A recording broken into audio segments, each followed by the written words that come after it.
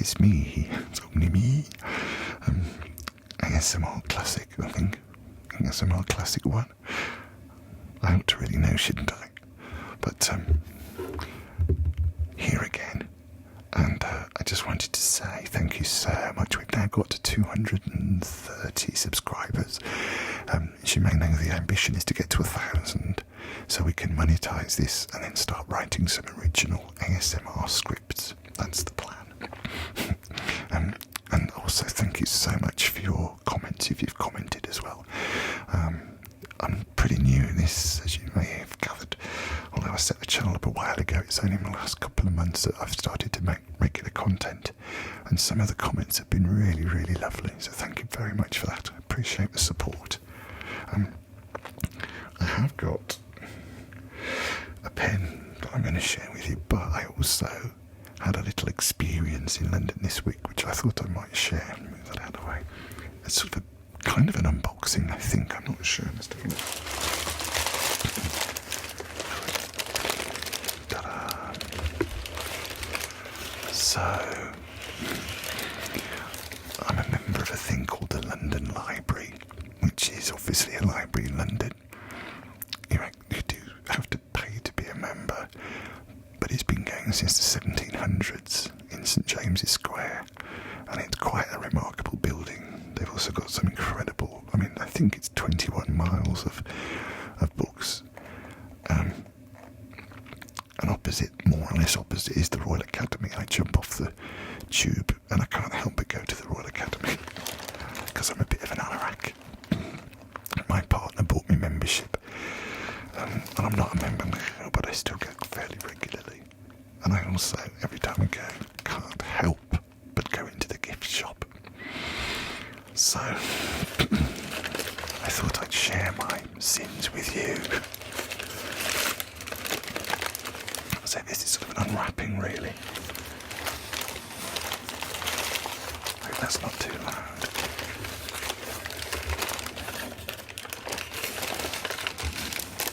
So, actually I'll get it all open.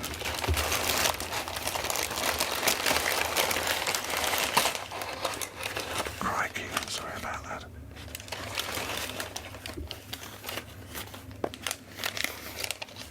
That's the receipt. It's too frightening to look at.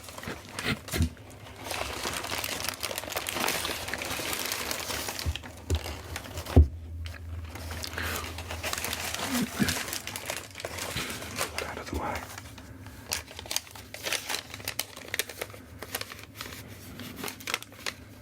Yeah, I'll look at it again later. What did it come to? Wasn't a whole lot, was it? No. 45 quid, alright, that's quite a lot, isn't it? But I'll show you what I got. So first of all, there's a fascinating couple of things in here. And this just made me laugh. And I don't think there's a copyright problem because it's the artist. It's a complete disgrace, and I am deeply offended by everything. Which kind of sums up some of the politics we've got in the world at the moment. Oops, crikey, sorry. And it's blank inside. I'm not sure who I've got this for, or who I should give it to. But he's an artist and he's done some brilliant little cards. I just couldn't help but get that one. I'm sure. It's my great niece's 21st. I can't give that out then, can I? No, okay. But it was quite interesting. And then, conventionally, this is the more conventional stuff. I got this, which is quite interesting. A Little History of the Royal Academy by Peter Sawbridge, published by them, by the Royal Academy of Arts. I'll just have a little look in here, because it's quite a fascinating setup. The Royal Academy of Arts. There is also in London a Royal Academy, which does something different. Have I got that right? Yes, I think there is. So, and you can see here, I'm sure they won't mind me showing you this. Start with this anyway. Little History, that's one of the exhibitions. I don't know which exhibition that is. But it goes through here. What is the Royal Academy? Pall Mall, Old Somerset House, 1768 to 1779. New Somerset House, excuse me, Trafalgar Square, always a good one, Burlington House, the earlier 20th century, the Modern Academy from 1976, and then obviously further reading, list of illustrations and an index. Look at that, that's an incredible picture, isn't it? And that's actually going up, I think, to the exhibition space. And the gift shop's on the right. And then there's a sort of a cafe, the Keeper's Bar. Is it the Keeper's Bar? Keeper's Bar, I think they call it. As you walk in, the doors on the right. And this is a photo, sort of outside as you come off the street. You come off the street and it's just sort of, that's what you see. There's an incredible exhibition there at the moment, but I haven't got a picture of that. We'll just have a quick look at this. If you don't know about the Royal Academy, the Royal Academy is many things to many people. To most, it is a place to join friends to see some of London's most highly regarded art exhibitions, to have something to eat or drink, and to buy the show's catalogue and something unusual and imaginative from the gift shop. Sorry, from the shop, that's me. In fact, it is a great deal more than this, and indeed, the international loan exhibitions that have brought it acclaim are a relatively recent addition to its activities. Perhaps we might define it at the outset by saying that it is a royal institution of 18th century constitution, still run by and for its self-selecting member artists, the Royal Academicians, I always have trouble with that, Academicians, who alone are entitled to place the prestigious letters R.A. after their names. Elected into distinct categories: painters, architects, sculptors, engravers, draftsmen and printmakers. These Royal Academicians can only ever number around 80. I didn't know that. Quote, of fair moral characters of high reputation in their several professions, at least 5 and 20 years of age, resident in Great Britain, and not members of any other society of artists established in London, to quote the instrument of foundation signed by King George III. The Royal Academicians are entitled to hang 6 of their own works for sale, I think that's what we get to, for sale in each year's summer exhibition. A committee of them selects other works from a huge public submission to hang alongside those. I do love that. So if you've got a painting, you can enter it. Anyone can enter a painting or a drawing or an artwork for the summer exhibition. Every year they do it. It's brilliant. On election, Royal Academicians are expected to present to the Academy collection an example of their output, a diploma work, and to sit on its various committees until they reach their 75th birthdays, at which point they become senior Royal Academicians. The Academicians select from within their membership the Academy's officers, a president, PRA, President of the Royal Academy, a treasurer and a keeper, and a council, quote, which shall have the entire direction and management of all the business of the society. A number of artists who live outside the British Isles are elected as honorary Royal Academicians, and honorary fellows can be elected too from other fields of activity. The Royal Academy schools are led by the keeper. So where's the keeper's cottage? Keeper's coffee bar. Anyway, led by the keeper, and offer a free education to art students, with running costs funded by the proceeds of the summer exhibition. This was very radical when this was first started. Yeah. Excuse me. Around 20 students a year join the schools from many hundreds of applicants to follow a 3-year postgraduate course. The staff and professors of the Royal Academy School work with the students alongside numerous visiting artists, some of them Royal Academicians. Oh, I have trouble with it. I'm a writer and I can't. Yeah, I'm slightly dyslexic, I think. Anyway, I've never been tested for it, but don't worry about it. The historic life room at the Royal Academy Schools is still in regular use, and indeed the furniture historian Simon Jervis has recently suggested that some elements of its furnishings may be older than the Academy itself. It is rather wonderful when in that room, to think you might be sitting on a seat once occupied by Blake, Constable, or Turner. Of course, all former academicians, headed by the Secretary and Chief Executive, who is nowadays not a Royal Academician. The Academy's professional staff deliver a programme of international loan exhibitions and accompanying picture there as well. Quite remarkable. Oh, it's a live class. There you go. That's all right. There's nothing wrong with it. Oh, some young people children's learning workshop. Oh yes, it's the General Assembly of the Royal Academicians in March 2018. Oh, and they're photographed by Johnny Shah and Kidd. A key appears. Okay, we don't need that. But anyway, publications, debates, lectures, courses and classes. Cares for a rich collection of paintings, sculpture, drawings and prints, and a remarkable library. All these strands of activity, many going on behind the scenes at Burlington House, come together to create a complex organisation that carries out its 18th century mission, quote, promoting the arts of design to this day. This small volume is intended to chart the key points of the Academy's 250-year story, touching on how its homes and some of its characters have made it what it is, and to encourage those wanting to learn more to turn to the list of comprehensive studies that appears on page 93. Well, we won't go all the way through that, obviously, but there's a bunch of academicians. And this, of course, is Pall Mall and Old Somerset House. So, as it says, London's Royal Academy, the comparative newcomer as academies go.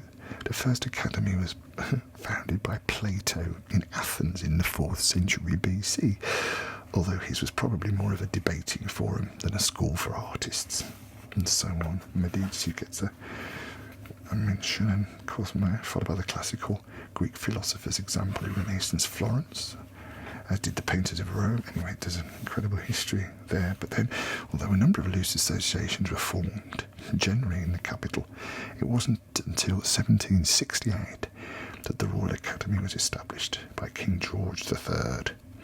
A small group of artists led by George III's architectural tutor, Sir William Chambers, visited St James's Palace that November to explain to the King their plans for a new institution to be backed financially by the sovereign that intended to use the revenue generated by an annual exhibition, quote, open to all artists of distinguished merit, quote, to pay for the activities of an art school. The following week, on the 10th of December, 1768, the King signed the instrument of foundation. I approve of this plan. Let it be put into execution. An exact contemporary of Chambers, but a painter, Sir Joshua Reynolds, of course, we know that name, was persuaded to stand as the new institution's first president, with Chambers appointed its first treasurer, personally by the King. The Royal Academy first opened its doors at 125 Pall Mall, a modest building that had formerly housed an auctioneer's business near what is today Trafalgar Square.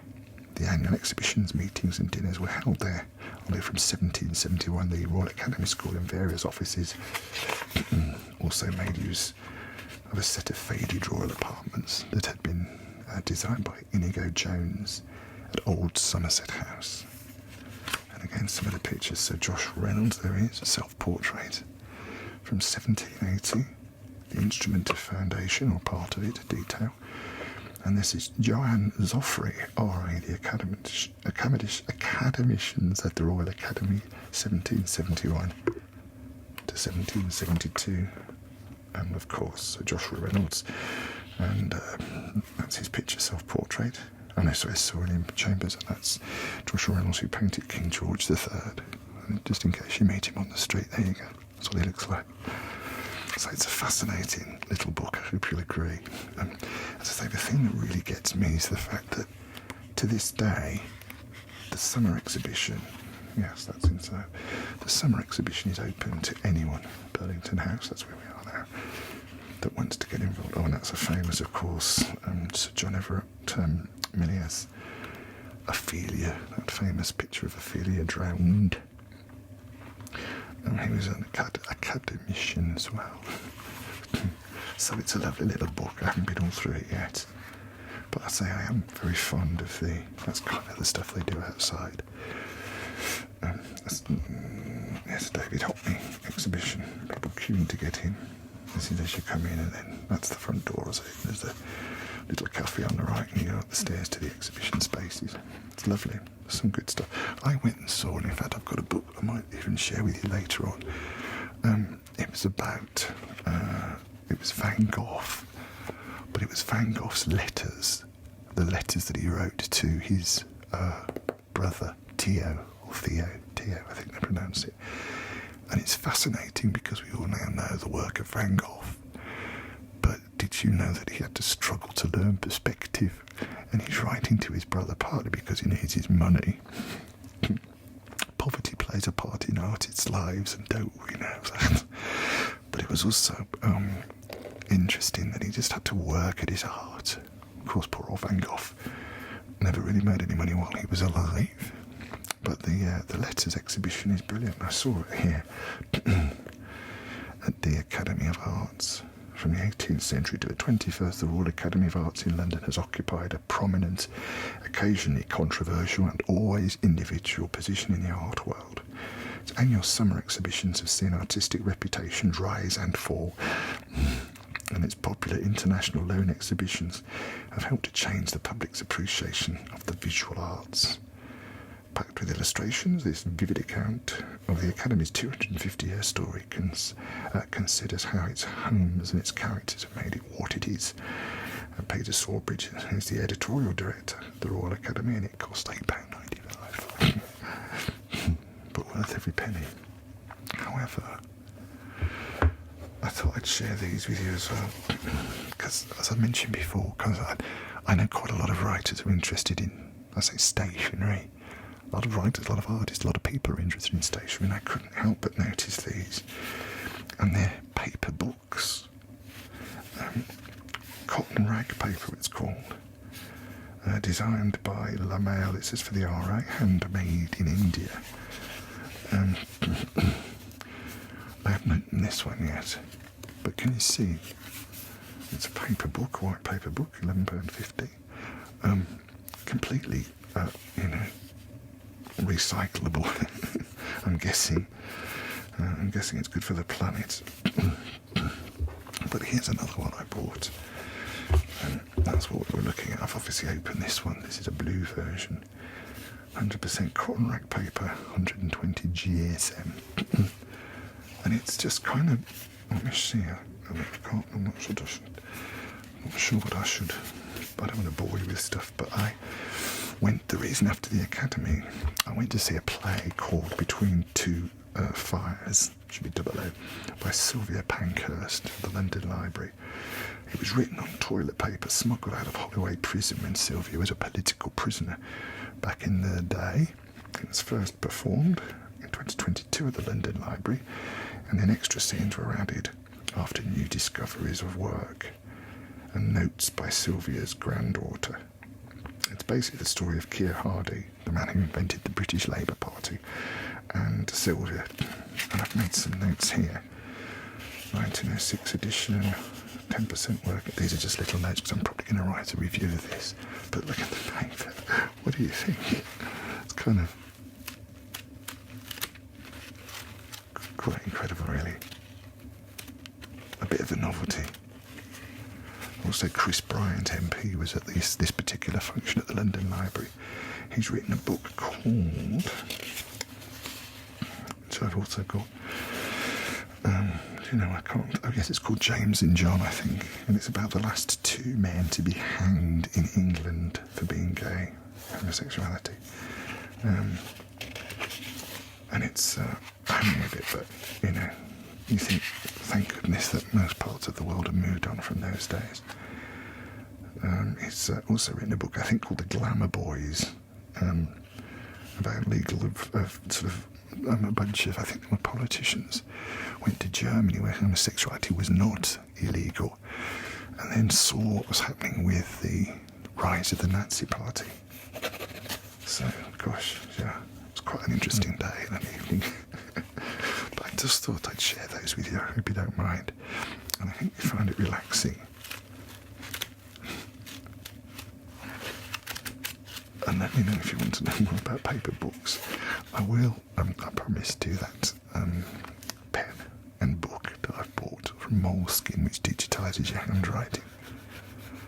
But I guess it's about time to move on. So I hope you found that sort of interesting, but mainly I hope you found it relaxing.